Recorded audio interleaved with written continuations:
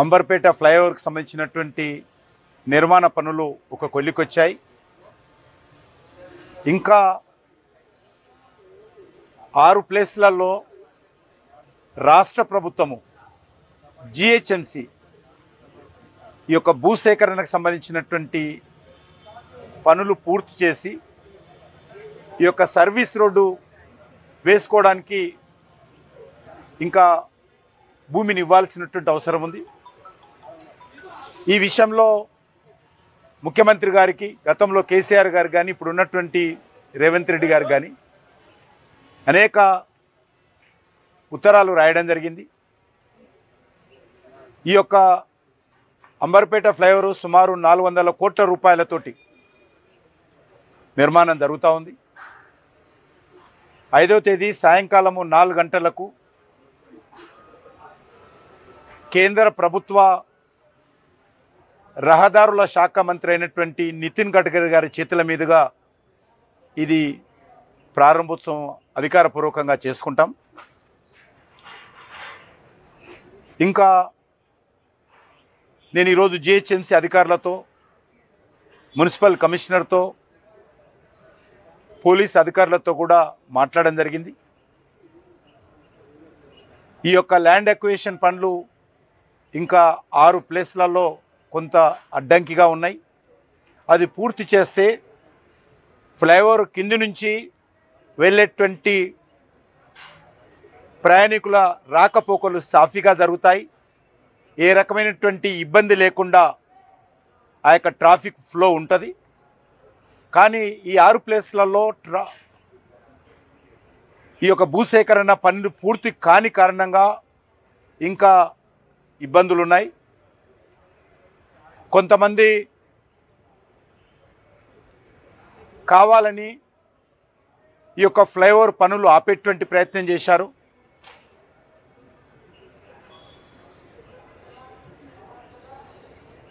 GHMC భూసేకరణ చేస్తున్నప్పుడు ఒక ఇంట్లో 2,53,00,000 రూపాయలు తీసుకొని ఆ స్థలాన్ని ఆ ఇంటి యజమాని జిహెచ్ఎంసీకి హ్యాండ్ ఓవర్ చేసిన తర్వాత అది జిహెచ్ఎంసీ అధికారులు డిస్మెంటల్ కూడా చేశారు.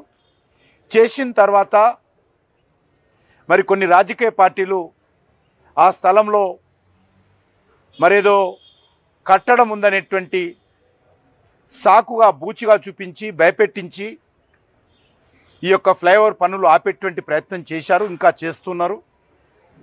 దీన్ని వెంటనే ప్రభుత్వము, రాష్ట్ర ప్రభుత్వము దీనిపైన కఠిన చర్యలు తీసుకోవాల్సినటువంటి అవసరం ఉంది. సమస్య సామరస్యకంగా పరిష్కారం చేసుకోవాలి. ఈ యొక్క రోడ్డుకు సంబంధించి గతంలో ఎన్టీ రామారావు గారు ముఖ్యమంత్రిగా ఉన్నప్పుడు మన చాదర్గట్టు నుంచి భూపాలపల్లి వరకు ఈ యొక్క జాతీయ రహదారి విస్తరణ చేసేటువంటి పనులు చేయడం జరిగింది. కానీ దురదృష్టకరము, అంబర్పేట చే నంబర్ దగ్గర రోడ్డుకు ఇరువైపులా ముస్లిం సమాజానికి సంబంధించినటువంటి గ్రేవ్ యార్డ్స్ ఉన్న కారణంగా వాళ్ళకి ఇబ్బంది కలుగుతుందనేటువంటి అనుమానంతో ఇక్కడ అంబర్పేట దగ్గర ఈ గ్రేవ్ యార్డ్ మధ్యలో ఈ యొక్క రోడ్డు వైడనింగ్ జరగలేదు.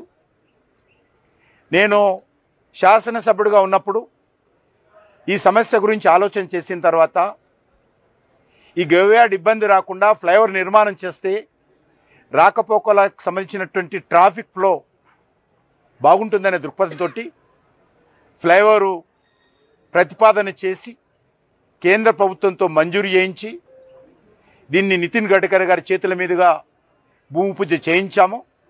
ఈరోజు వారి చేతుల మీదుగానే ఈ యొక్క ఫ్లైఓవరు ప్రారంభోత్సవ కార్యక్రమం చేస్తూ ఉన్నాము.